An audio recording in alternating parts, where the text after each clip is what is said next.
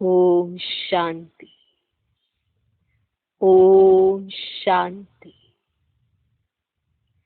आज की तारीख है 1 मई 2020। मई मास का पहला दिन। साकार महावाक्य बाबा कहते मीठे बच्चे, अनेक देहधारियों से प्रीत निकाल, एक विदेही बाप को याद कर। अनेक देहधारियों से प्रीत निकाल,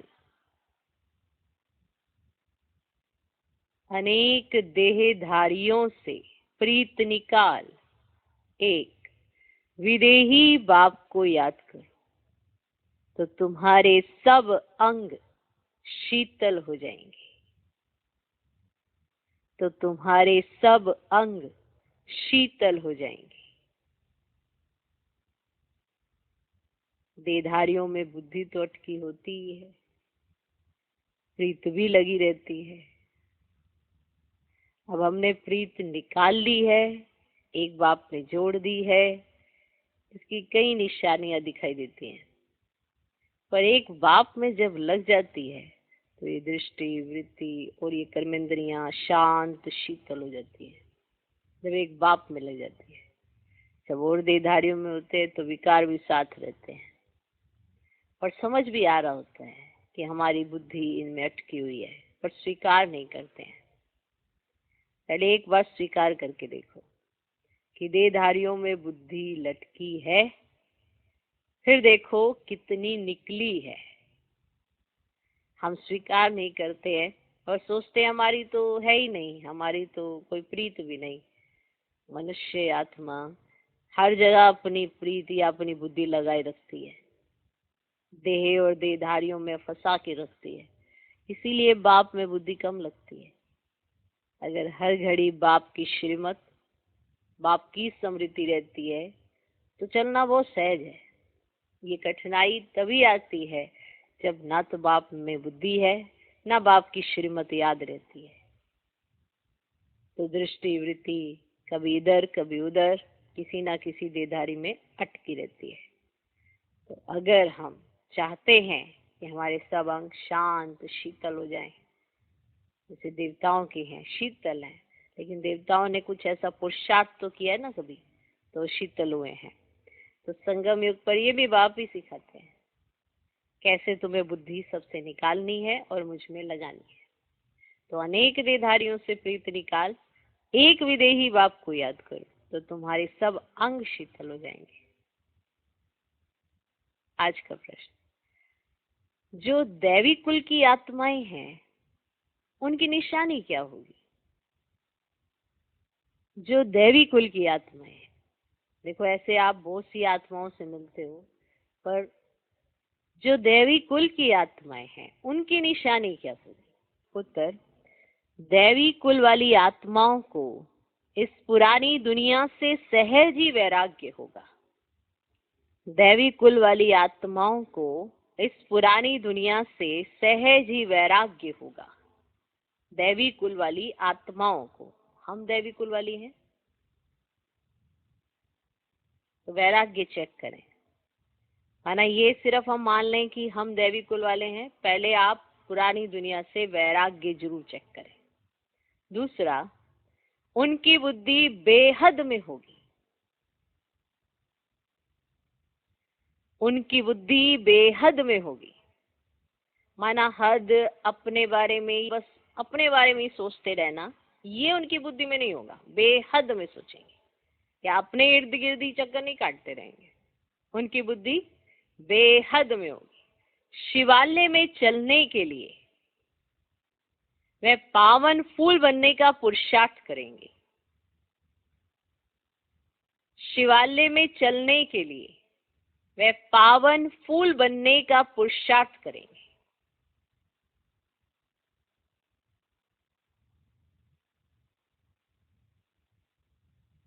पुरुषार्थ माना उनके जीवन में पुरुषार्थ शब्द उनको डिफिकल्ट नहीं लगेगा, क्योंकि वो ये करेंगे, क्योंकि उन्हें मालूम होगा हम पतित कांटा बन गए हैं और हमें पावन फूल बनना है। तो वो ये करेंगे। तो शिवालय में चलने के लिए वे पावन फूल बनने का पुरुषार्थ करेंगे। तीसरा, कोई आसुरी चलन नहीं चलेंगे। तीसरा, कोई आसुरी चलन नहीं चलेंगे, क्योंकि वो दैवी कुल की आत्मा होगी तो उसे ये एहसास होगा कि मुझ में दैवी गुण ही होने चाहिए, ये आसुरी अवगुण मुझ में नहीं दिखाई देना चाहिए। तो जब उसका इतना अटेंशन होगा तो वो आसुरी चलन नहीं चलेंगे। चौथा, अपना पोता मेल रखेंगे कि कोई आसुरी कर्म तो नहीं हुआ। अपना पोता मेल रखेंगे कि कोई आसुरी कर्म तो नहीं हुआ। इस बात का वो अटेंशन रखेंगे कि हम कलयुगी पतित दुनिया से आए हैं, तो हमें सत्युगी पावन दुनिया में चलना है। तो ये कलयुग और सत्युग के बीच के समय में जो संगम युग मिला है, इसमें वो अपने कर्मों की अच्छी सी चेकिंग करेंगे, यानी कि अपना वो पोता मेल रखेंगे। रोज चेक करेंगे कि हमसे कुछ गलती तो नहीं होगी, क्योंकि गलती हो सकती है, क्योंकि पतितपना अभी छूटा नहीं है। तो इसकी चेकिंग को अपने आप में करते रहेंगे। वो कभी अपने आप को ये नहीं समझ लेंगे कि हम तो सदा श्रेष्ठ हैं ही, क्योंकि ऐसा समझने वाला दैवी कुल की आत्मा थोड़ा होता है। दैवी कुल की आत्माएं अपने ऊपर एक निगरानी रखती हैं, एक नजर रखती हैं कि मुझसे कोई ऐसा कर्म ना हो जाए जो नाम बदनाम करे। अपना पोता में रखेंगे कि कोई आसुरी कर्म तो नहीं हुआ। बाप को सच सुनाएंगे, बाप को सच सुनाएंगे, कुछ भी छिपाएंगे नहीं। बाप को सच सुनाएंगे, कुछ भी छिपाएंगे नहीं। सच सुनाना क्या है? जब नजर अपने ऊपर होगी तो खबरदारी अपनी होगी। तो अपने से की हुई भूल को, हर छोटी भूल पर भी बाप के सामने सच सच बताएंगे। छिपाने का उनका संस्कार ही नहीं होगा। हर भूल पर उनको लगेगा कि हमने बहुत बड़ी गलती कर दी है, इसीलिए साफ साफ अपनी चेकिंग करते हुए बाप को सच सुनाएंगे, और सच्चे दिल से सुनाएंगे, इसलिए उन्हें माफी भी मिल सकती है। लेकिन कृपा या आशीर्वाद नहीं मिलेगी। लेकिन सच सुनाने से हल्का जरूर होता है, पर बिल्कुल साफ नहीं होता, ये उन्हें पता होगा। इसीलिए वो सच जरूर सुनाएंगे, कभी भी छिपाएंगे नहीं।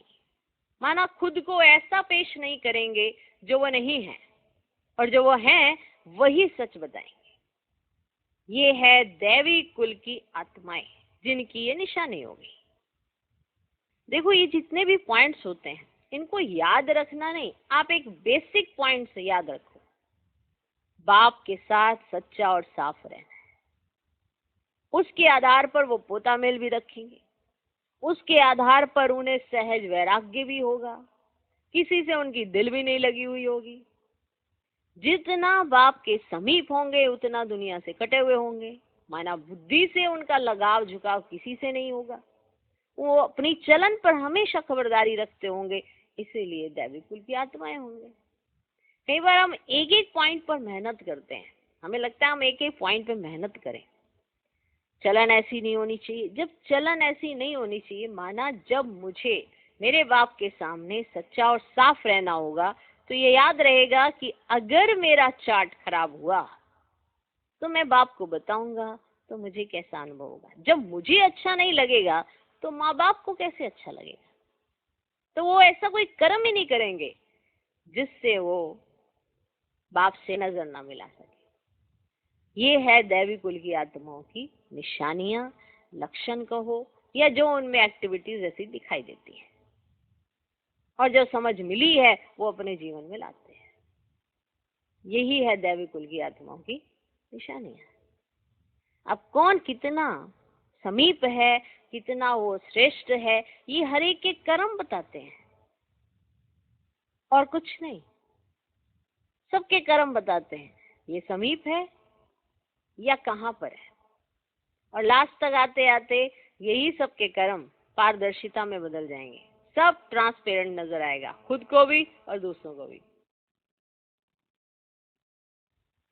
शांत और शीतल रहते हैं तो उनके आसपास होने वाली हर एक्टिविटी में वो शांत और शीतल ही रहेंगे। छोटी मोटी बात पर वो कभी आवेश में या कभी अपना आपा नहीं खोएंगे। ये सारे लक्षण उनमें नेचुरल होंगे और हमें ये सारी एक्टिविटी नेचुरल तक ही तो ले जानी है। मेहनत तो आप अगर एक दिन करते हो तो उस दिन भी आप रिजल्ट पाते हो कि आपको सफलता मिलती है। तो अगर एक दिन की मेहनत आपको सफलता दिलाती है तो ये नेचुरल जब हो जाएगा तो आप देखिए आपका जीवन कैसा होगा। आपका सोचना, आपका बोलना, आपका करना, इसमें कोई भी भिन्नता नहीं रहेगी। आप सोचेंगे वही जो आपको करना है और आप करेंगे वही जो आपको करना चाहिए, जो माना जो बाप ने सिखाया है। आप बोलेंगे भी वही, जैसा बाप की बोली, जैसे बाप ने सिखाया वैसा ही आपका व्यवहार होगा। फिर आपको ये मेहनत करने की जरूरत नहीं पड़ेगी कि मुझे ना लड़ना झगड़ना नहीं है।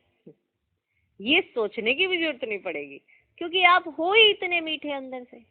जब आत्मा अपने ओरिजिनल संस्कारों, ओरिजिनल स्वभाव में टिक जाएगी तो वो लड़ेगी झगड़ेगी कैसे? हर पॉइंट उसकी बुद्धि में क्लियर होगा, ड्रामा स्पष्ट होगा, तो लड़ाई झगड़ा कहाँ से होगा? तो ये बहुत सी निशानियां हैं जिस पर मनन चिंतन करेंगे तो समझ में आएगा। आज का गीत है, ना वे हमसे जुदा होंगे ना उल्फत दिल से निकलेगी। ओम शांति। अभी यह है बेहद की बातें। हद की बातें सब निकल जाती। दुनिया में तो अनेकों को याद किया जाता है, अनेक देहधारियों के साथ प्रीत है। विदेही एक ही है जिसको परम पिता परमात्मा शिव कहा जाता है। तुम्हें अब उनके साथ ही बुद्धि का योग जोड़ना है। तुम्हें अब उनके साथ ही बुद्धि का योग जोड़ना है। ये बात अगर समझ में आ जाए तो कितनी बातें समझ में आ जाए कि ये समय बाकी देहधारियों से बुद्धि लगाने का नहीं है। ये समय एक के साथ बुद्धि लगाने का है। तुम्हें अब उनके साथ ही बुद्धि का योग जोड़ना है। माना जो बुद्धि भटकती है इधर से उधर, उधर से इधर, उसका जोड़ एक के साथ हो। कोई देहधारी को याद नहीं करना है, कोई देहधारी को याद नहीं करना है। ब्राह्मण आदि खिलाना ये सब वही कलयुग की रस्म रिवाज। वहां की रस्म रिवाज और यहाँ की रस्म रिवाज बिल्कुल अलग है। यहाँ कोई भी देहधारी को याद नहीं करना है। जब तक व्यवस्था आए तब तक पुरुषार्थ चलता रहता है। जब तक व्यवस्था आए, माना जब तक हम उस स्थिति तक पहुंचे कि हमें और किसी की याद ना आए, तब तक हमारा पुरुषार्थ चलता रहता है। बाप कहते जितना हो सके पुरानी दुनिया के जो होकर गए हैं या जो हैं उन सब को भूल जाना है। जितना हो सके पुरानी दुनिया के जो होकर गए हैं या जो हैं उन सब को भूल जाना है।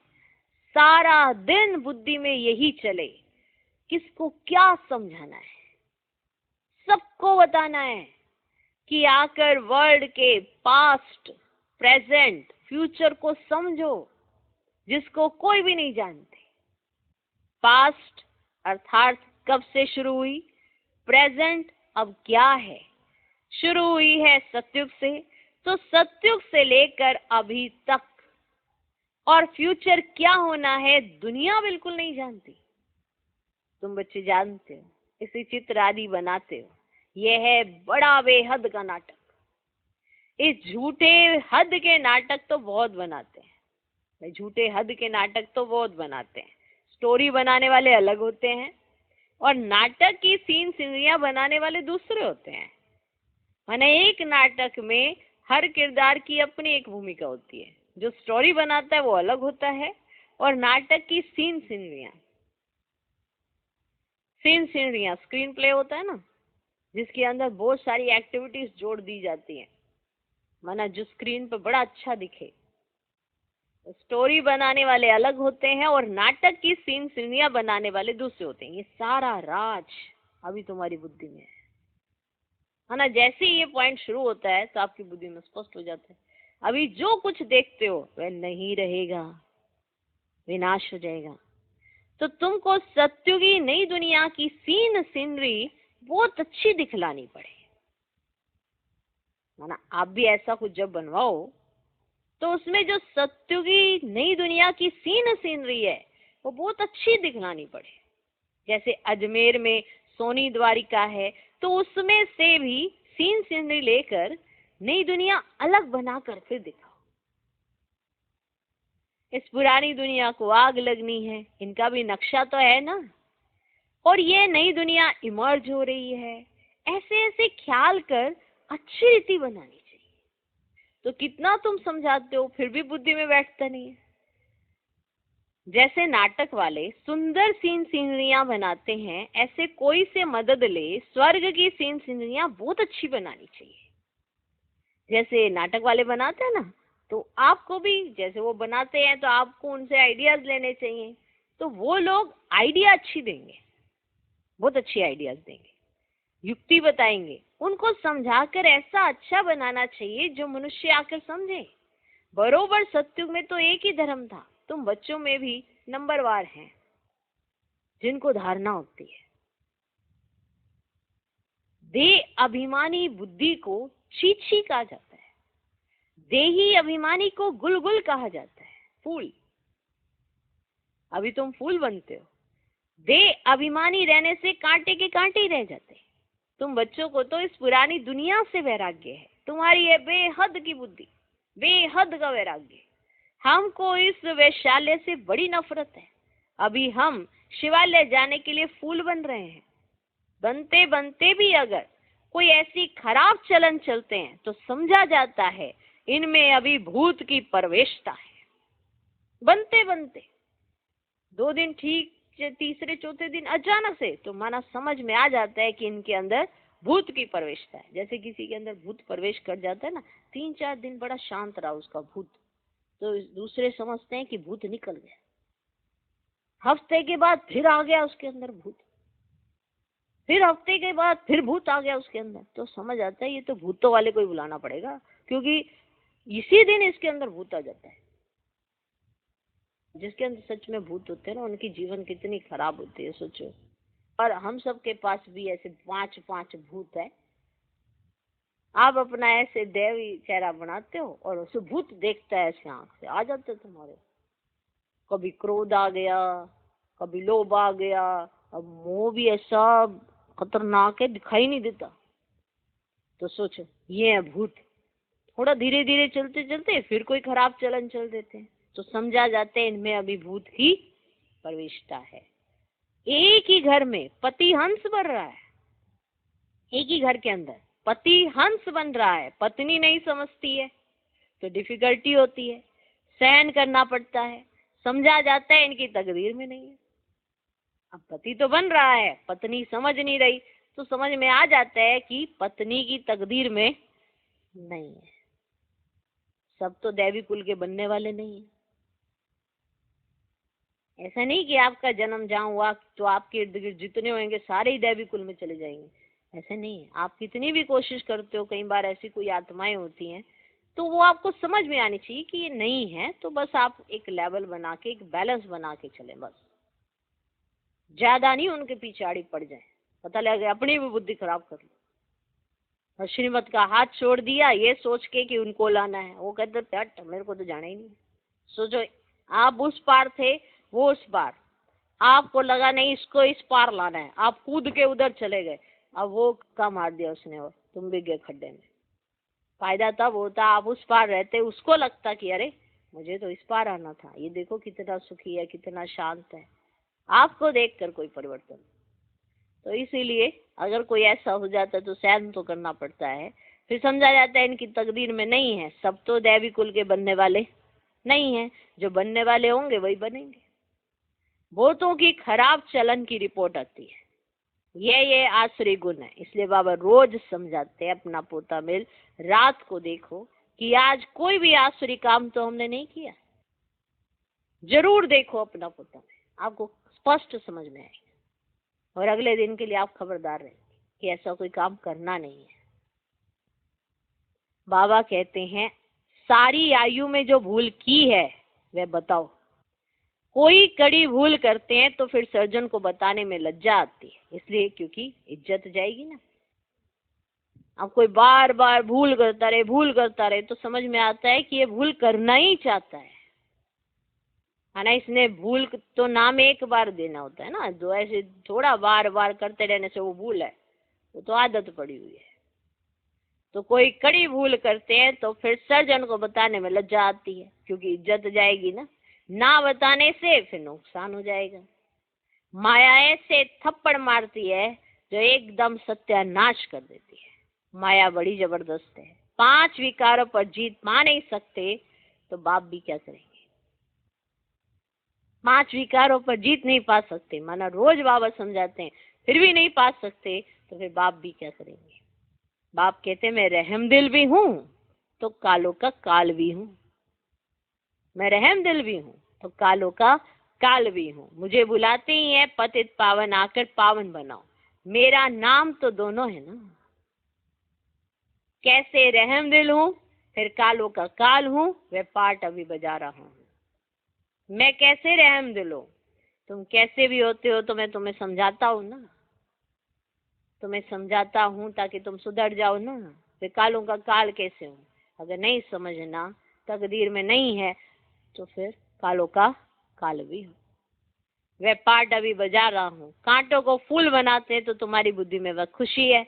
अमरनाथ बाप कहते तुम सब पार्वती हो, अभी तुम मामे कम याद करो तो तुम अमरपुरी में चले जाएंगे और तुम्हारे पाप नाश हो जाएंगे। उस यात्रा करने से तुम्हारे पाप नाश तो होते नहीं। यह है भक्ति मार्ग की यात्रा। बच्चों से ये प्रश्न भी पूछते हैं ना, कहीं आपसे प्रश्न पूछते होंगे कि खर्चा कैसे चलता है। बच्चों से यह भी प्रश्न पूछते हैं कि खर्चा कैसे चलता है, परंतु ऐसा कोई समाचार देते नहीं कि हमने यह रिस्पॉन्ड दिया। इतने सब बच्चे ब्रह्मा की औलाद ब्राह्मण है तो हम ही अपने लिए खर्चा करेंगे ना। हम ही तो अपने लिए खर्चा करेंगे। हम ही खा रहे हैं, हम ही पा रहे हैं, तो खर्चा भी तो हम ही करेंगे ना। तो बाबा कहते हैं ऐसा किसी ने रिस्पॉन्ड दिया, ऐसा समाचार नहीं मिला। तो बच्चों से सब यही पूछते हैं कि खर्चा कैसे चलता है, तो ये रिस्पॉन्ड देना चाहिए ना कि इतने सब बच्चे ब्रह्मा की औलाद ब्राह्मण है तो हम ही अपने लिए खर्चा करेंगे ना। राजाई भी श्रीमत पर हम स्थापन कर रहे हैं अपने लिए, राज्य भी हम करेंगे, राजयोग हम सीखते हैं तो खर्चा भी हम करेंगे। राजाई हमें मिलनी है तो खर्चा भी तो हम ही करेंगे। राज्य भी हमने करना है तो अपना खर्चा, अपना गुजारा या सबका मिलके जो चलता है हम ब्राह्मण ही करेंगे ना। तो राजयोग हम सीखते हैं तो खर्चा भी हम ही करेंगे। शिव बाबा तो अविनाशी ज्ञान रत्नों का दान देते हैं जिससे हम राजाओं का राजा बनते हैं। बच्चे जो पढ़ेंगे वही खर्चा करेंगे ना। अब जो बच्चे पढ़ेंगे वही तो खर्चा करेंगे। समझाना चाहिए हम अपना खर्चा करते हैं, हम कोई भीख व डोनेशन नहीं लेते हैं। ऐसे समझाना चाहिए कि हम है ना उनके बच्चे और हम अपने लिए ही तो खर्चा कर रहे हैं, अपने लिए ही तो कर रहे हैं, क्योंकि हम कोई भीख या डोनेशन नहीं लेते।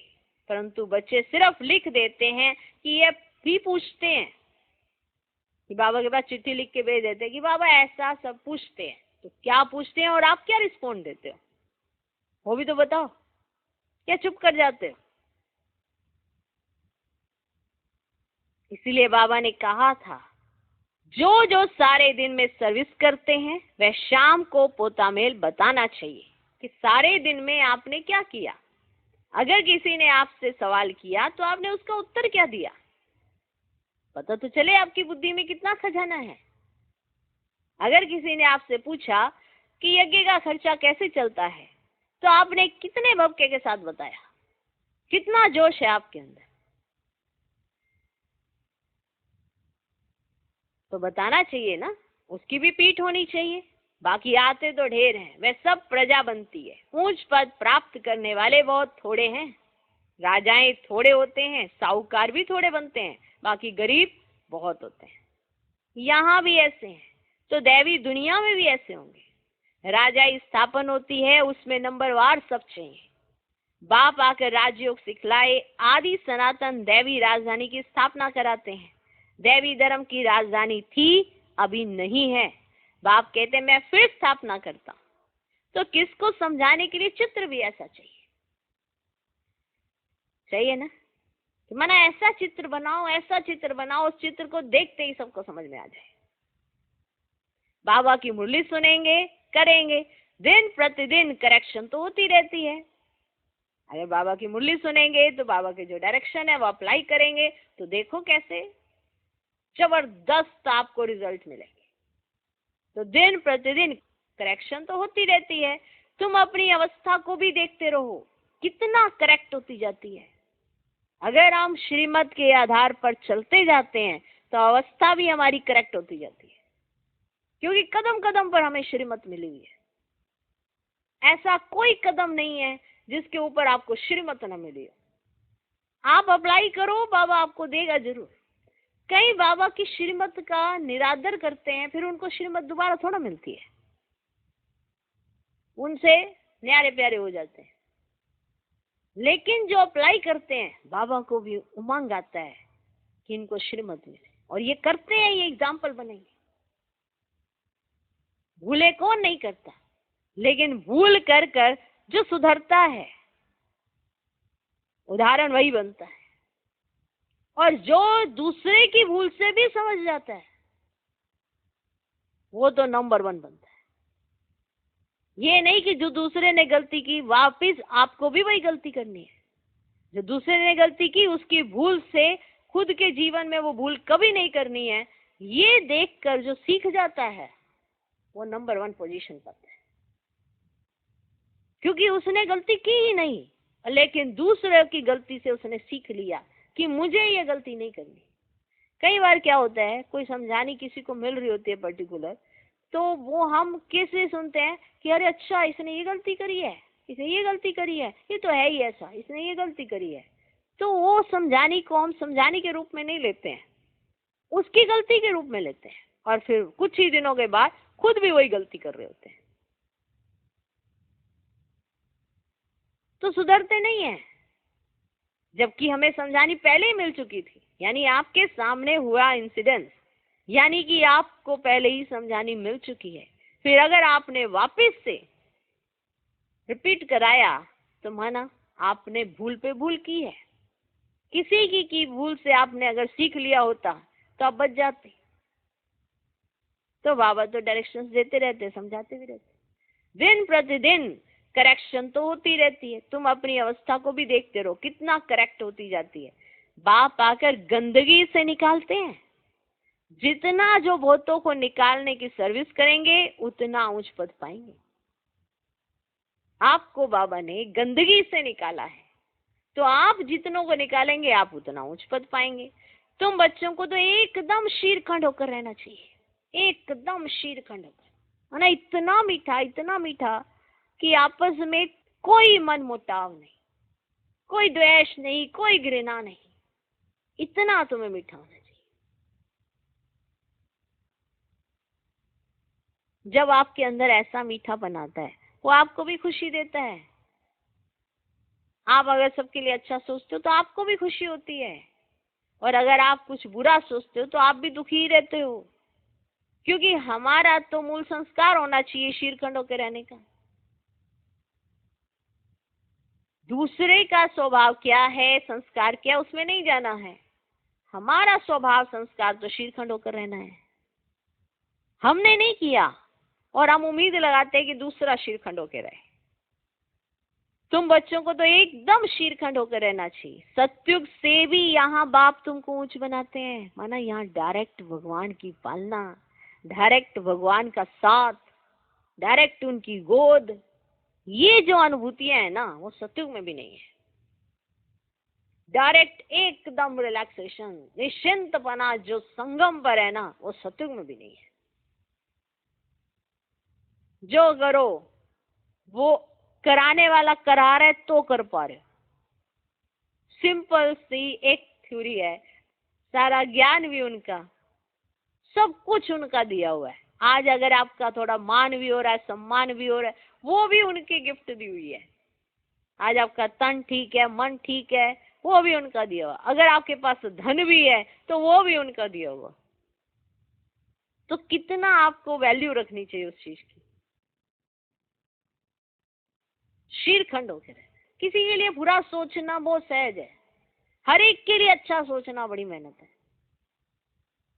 एक दो प्राणी पता नहीं क्यों छोड़ देते हैं कि अरे वो है ही ऐसे ना, वो ऐसे हैं तो हम कैसे हैं।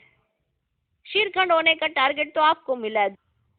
तुम बच्चों को तो एकदम शीरखंड होकर रहना चाहिए। सत्युग से भी यहाँ बाप तुमको ऊंच बनाते हैं, बाप ईश्वर पढ़ाते हैं, तो उनको अपनी पढ़ाई का जलवा दिखाना है, तब तो बाप भी कुर्बान जाएंगे। कई कहते हैं बाबा मुझ पे कुर्बान नहीं जाता, बाबा उस पे कुर्बान जाता है। कैसे? सिर्फ उठने बैठने के तरीके नहीं होते हैं, दिल का समर्पण होता है। कुर्बान जाने के लिए दिल का समर्पण होता है। जो दिल से बाप को फॉलो करते हैं, कहना मानते हैं, तो बाप ईश्वर पढ़ाते हैं। जिनको ये फीलिंग रहती है कि बाबा मेरे लिए कितनी मेहनत करते हैं, वो अपनी इस पढ़ाई से ये जलवा दिखाएंगे, पढ़ेंगे, समझेंगे, जीवन में धारणाएं लाएंगे। उनके जीवन से दिखाई देगा कि इन्हें भगवान पढ़ाते हैं, मनुष्य तो नहीं पढ़ा सकते इन्हें।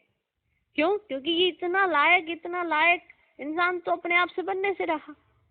तो बाप भी उन पर कुर्बान जाएंगे। दिल में आना चाहिए बस अभी तो हम भारत को स्वर्ग बनाने का धंधा ही करेंगे। ये नौकरी आदि करना वे तो करते रहेंगे, पहले अपनी उन्नति का तो करें। है वो सहज, मनुष्य सब कुछ कर सकते हैं। गृहस्थ व्यवहार में रहते राजाई पद पाना, इसलिए रोज अपना पोता मेल निकालो। सारे दिन का फायदा और नुकसान निकालो। पोता मेल नहीं निकालते तो सुधरना बड़ा मुश्किल है। पोता मेल नहीं निकालते तो सुधरना बड़ा मुश्किल है। बाप का कहना मानते ही नहीं है। रोज देखना चाहिए किसको हमने दुख तो नहीं दिया। ये रोज की चेकिंग है, किसको हमने दुख तो नहीं दिया। कहीं मोटा मोटा देख लेते हैं और व्यवहार में वो दुख दे रहे होते हैं। जरूर अंदर तक चेकिंग करो कि किसको हमने दुख तो नहीं दिया। पद बहुत ऊंचा है, अथाह कमाई है, नहीं तो फिर रोना पड़ेगा। रेस होती है ना, कोई तो लाखों रुपया कमा लेते हैं, कोई तो कंगाल के कंगाल रह जाते हैं। ये भी तो समझ के आधार पर निर्भर करता है ना। कोई ने तो लाखों रुपया कमा लिया और कोई कंगाल का कंगाल ही रह गया। अब फिर जब वो कंगाल रह जाता है तो कहते पार्शियलिटी की है। अरे आप अपना देखो, आप क्यों नहीं कर पाए। वो कुछ तो कमी खुद की रही होगी, वो निकालो, फिर देखो कैसे सुधरेंगे। जब स्वयं की गलती ना निकाल के दूसरों की गलती निकालते हैं तो बदलाव नहीं आता और ना ही सुधार आता है। सुधार आने के लिए खुद को चेंज करना पड़ता है, खुद को बदलना पड़ता है और ये देखना होता है कि गड़बड़ कहाँ है। तो कोई तो बहुत आगे चले जाते हैं, कोई कंगाल के कंगाल रह जाते हैं। अभी तुम्हारी ये ईश्वरीय रेस, इसमें कोई दौड़ी आदि नहीं लगानी है, सिर्फ बुद्धि से प्यारे बाबा को याद करना है। कोई ऐसे यहाँ से लेके वहां तक ऐसे रेस नहीं लगानी है, सिर्फ बुद्धि से प्यारे बाबा को याद करना है। कुछ भी भूलो तो झट सुनाना चाहिए, बाबा हमसे ये भूल हुई। जब हमारी ये वाली आंख हो जाएगी ना कि बाबा हमसे ये भूल हुई है, तो देखना आपसे भूलें भी नहीं होंगी, क्योंकि आपके ऊपर अपनी नजर हो गई है तो आप गलती भी नहीं करेंगे। अभी आपकी नजर दूसरों पर रहती है तो दूसरे आपसे सतर्क रहते हैं। कुछ भी भूल हो तो झट सुनाना चाहिए, बाबा हमसे यह भूल हुई, कर्मेंद्रियों से यह भूल की। बाप कहते हैं रॉन्ग राइट, तो सोचने की बुद्धि मिली है तो अब रॉन्ग काम नहीं करना है। रॉन्ग क्या है, राइट क्या है, ये सोचने की बुद्धि तो मिली हुई है। तो रॉन्ग काम नहीं करना है। रॉन्ग काम कर दिया तो बाबा तोबा तोबा, क्षमा करना, क्योंकि बाप अभी यहाँ बैठे हैं सुनने के लिए। अगर रॉन्ग काम किया तो बाबा तोबा तोबा, क्षमा करना, क्योंकि बाप अभी यहाँ बैठे हैं सुनने के लिए। जो भी बुरा काम हो जाए तो फौरन बताओ व लिखो। माना साकार में बाबा बैठा है तो बताओ, दादियां बैठी हैं तो बताओ। तो बाबा जब अव्यक्त हुए तो बाबा ने कहा ये दादी बैठी है ना, ये सुनेगी। तो बाबा ने ड्यूटी लगा दी। फिर जो पत्र बाबा पढ़ते थे फिर दादी पढ़ते थे, प्रकाश में दादी, इतने इतने ढेर पत्र हो जाते। सोचो, जो भी बुरा काम हो जाए तो फौरन बताओ व लिखो, बाबा ये बुरा काम हुआ तो तुम्हारा आधा माफ हो जाएगा। अगर सच्चाई सफाई के साथ बताएंगे।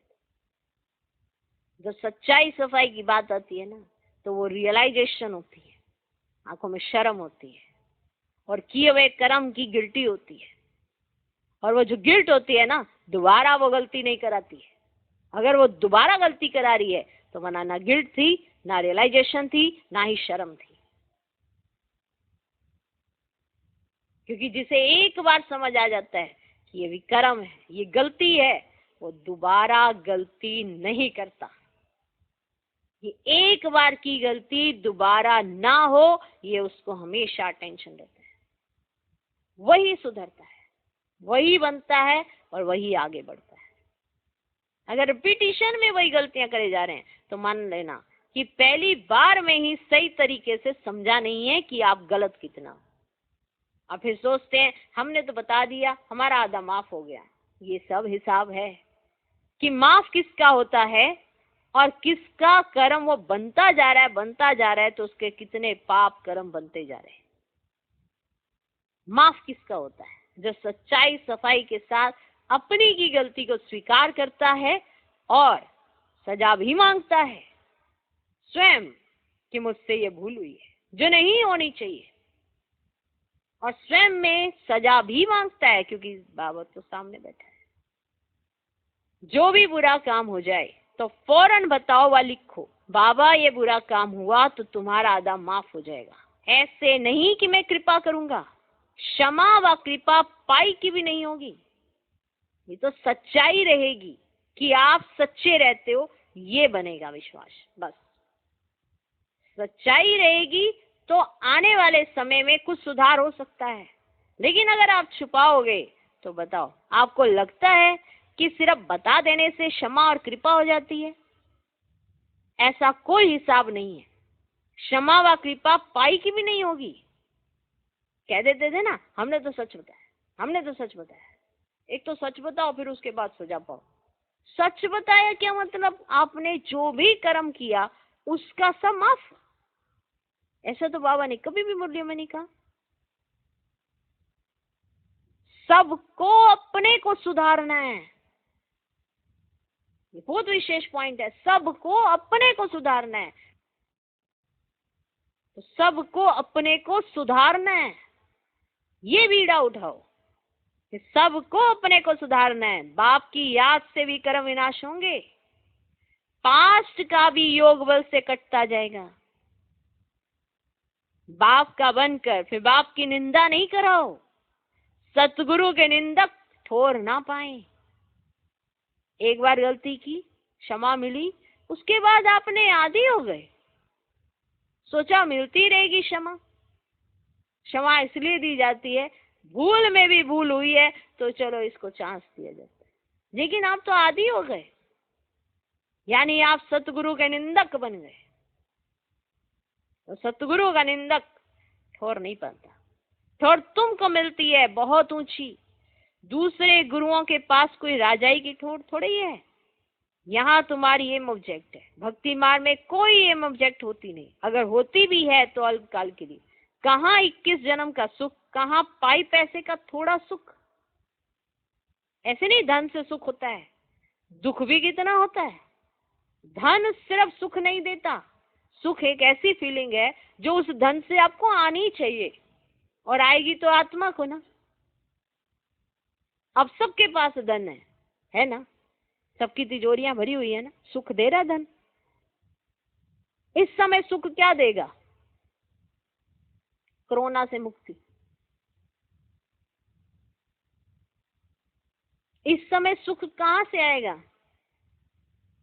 जब कोरोना से मुक्ति होगी इस समय, तो पूरे विश्व को क्या अनुभूति होगी? सुख की। अभी क्या लग रहा है सबको? बंधन, मुक्ति नहीं है अभी। तो अब बताओ, धन है ना, माना अमीरों के पास तो धन है ना, चलो गरीब के पास, अपने डेली वेजेस वालों के पास नहीं है, लेकिन अमीरों के पास तो है ना। पर वो क्या सुखी हैं इस समय? क्या वो कोरोना के इस पीरियड में सुखी हैं? नहीं। तो धन ही सिर्फ सुख नहीं देता। समझने की चीज है ना ये, कि आत्मा को सुख कब भासता है, आत्मा को खुशी कब भासती है।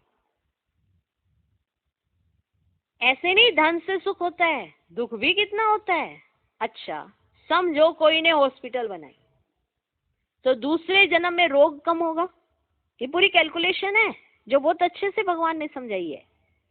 कोई ने हॉस्पिटल, इसलिए अंदर फीड कर लो कि जब भक्ति पूजा पाठ या द्वापर के बाद का समय आएगा तो ये फीड होगा, तो इसके हिसाब से कर्म करना, तो अगले समय में आपको बर्थ वैसा मिलेगा। समझो कोई ने हॉस्पिटल बनाई, तो दूसरे जन्म में रोग कम होगा। ऐसे तो नहीं पढ़ाई जास्ती मिलेगी, क्योंकि उसने हॉस्पिटल बनाई, ठीक, तो रोग कम हो गया उसको। पर ऐसे तो नहीं कि उसे पढ़ाई जास्ती मिलेगी, धन भी जास्ती मिलेगा। उसके लिए तो फिर सब कुछ करो। पढ़ाई के लिए फिर उसे क्या करना पड़ेगा? यूनिवर्सिटी, स्कूल, कॉलेज खोलने पड़ेंगे। ठीक है, कितना जबरदस्त हिसाब है अगर आप समझ जाएं तो। पढ़ाई के लिए उसे स्कूल, कॉलेज, यूनिवर्सिटी ऐसे खोलने पड़ेगी, तो उसको पढ़ाई आएगी अच्छी, ठीक। और हॉस्पिटल बनाई तो तंदुरुस्ती आ जाएगी। धन दान दिया तो धन मिलेगा। और अविनाशी ज्ञान रत्नों का दान करेंगे तो 21 जन्म की लॉटरी लगेगी। तो ये सारा हिसाब है। तो उसके लिए तो सब कुछ करो। कोई धर्मशाला बनाते हैं तो दूसरे जन्म में महल मिलेगा। सारा हिसाब भगवान ने बता दिया है। कोई ने धर्मशाला बनाई तो दूसरे जन्म में महल मिलेगा। ऐसे नहीं कि तंदुरुस्त रहेंगे। अब महल में है, लेकिन तंदुरुस्ती के लिए क्या करना था उसको? हॉस्पिटल। वो उसने नहीं किया। धर्मशाला बनाई, महल मिल गया। हॉस्पिटल नहीं बनाई, इसे तंदुरुस्ती। और राजा है पर बीमार पड़ा है महल के अंदर, तंदुरुस्ती नहीं मिली। बाप कितनी बातें समझाते हैं, कितनी बातें समझाते हैं। आप ध्यान से सुनो तो आपको समझ में आएगा कि इस समय आत्मा को कितनी खुराक मिल रही है और सही समझ मिल रही है। उसके हिसाब से आप कर्म करो, फिर देखो कितना अच्छा फल मिलता है। कर्म भी क्या करना है उसकी भी सही समझ मिल रही है। तो कितनी बातें समझाते हैं। कोई तो अच्छी रीति समझ कर समझाते, कोई तो समझते ही नहीं है। तो रोज पोता मेल निकालो। आज क्या पाप किया, इस बात में फेल हुआ, बाप राय देंगे तो ऐसा काम नहीं करना चाहिए। तुम जानते हो हम तो अब स्वर्ग में जाते हैं, बच्चों को खुशी का पारा ही नहीं चढ़ता है। बाबा को कितनी खुशी है, बाबा को कितनी खुशी है। मैं बूढ़ा हूँ, ये शरीर छोड़कर हम प्रिंस बनने वाला हूँ। तुम भी पढ़ते हो तो खुशी का पारा चढ़ना चाहिए, परंतु बाप को याद ही नहीं करते हैं। बाप कितना सहज समझाते हैं। वे अंग्रेजी आदि पढ़ने में माथा कितना खराब, वे अंग्रेजी आदि पढ़ने में माथा कितना खराब होता है? बहुत डिफिकल्टी है। यह तो बहुत सहज है। इस रूहानी पढ़ाई से तुम शीतल बन जाते हो। इसमें तो सिर्फ बाप को याद करते रहो तो एकदम शीतल अंग हो जाएंगे। बस याद करते रहो, एकदम अंग शीतल हो जाएंगे।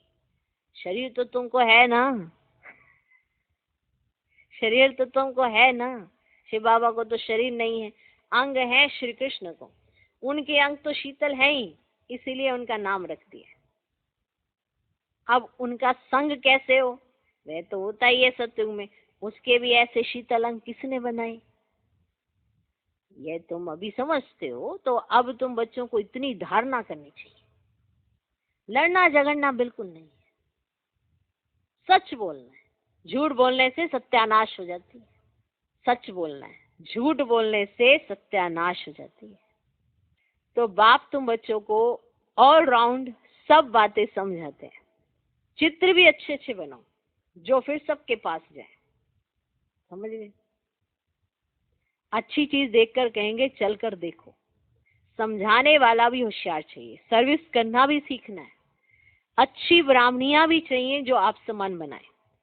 जो आप समान मैनेजर बनाती हैं उन्हें अच्छी ब्राह्मणी कहेंगे। वह पद भी ऊंच पाएंगी। बेबी बुद्धि भी ना हो।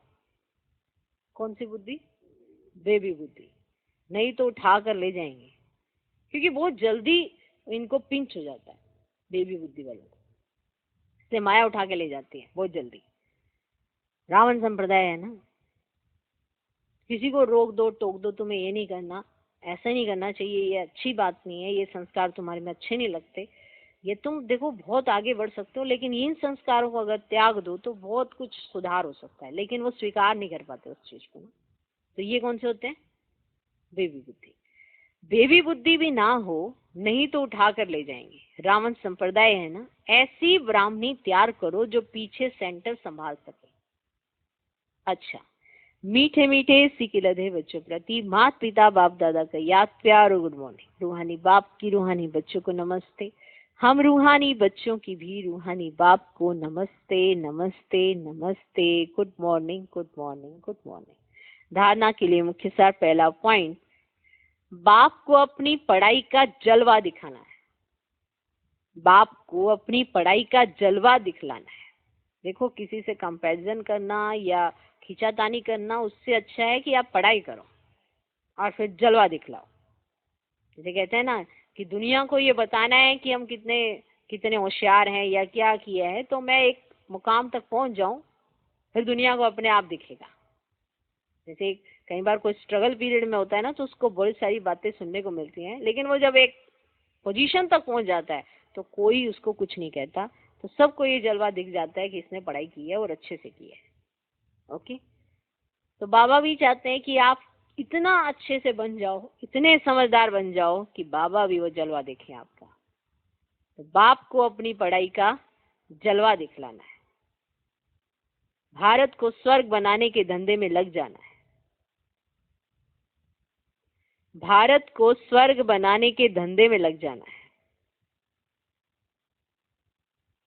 पहले अपनी उन्नति का ख्याल करना है। पहले अपनी उन्नति का ख्याल करना है, शीरखंड होकर रहना है। पहले अपनी उन्नति का ख्याल करना है, शीरखंड होकर रहना है। माना अपनी उन्नति का ख्याल का अर्थ है कि अगर कोई ऐसा मौका आता भी है सामने से, आपको लड़ाई झगड़ा ऐसा कुछ भी है, तो आपको ये क्या रहना चाहिए कि हमें नहीं बिगड़ना है। सर्कमस्टांस आए हैं, बदल जाएंगे, लेकिन आप अगर बिगड़े तो सुधर नहीं पाएंगे, इसलिए हमें नहीं बिगड़ना है। पहले अपनी उन्नति का ख्याल करना है, शीरखंड होकर रहना है। दूसरा पॉइंट, कोई भी भूल हो तो बाप से क्षमा लेकर स्वयं ही स्वयं को सुधारना है।